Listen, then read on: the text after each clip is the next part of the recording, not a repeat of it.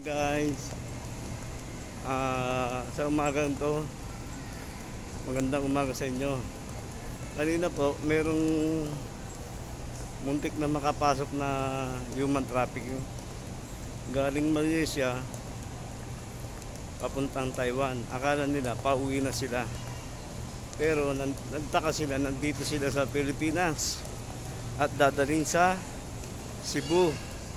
Ito po yung mga pogo, no, tinatawag. Sige po, tingnan natin nasaan sila nandito. Nandito yung mga pulis natin, mga nakabantay. Ayan po.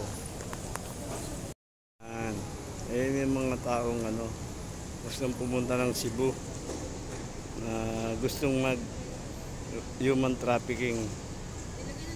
Ayan po.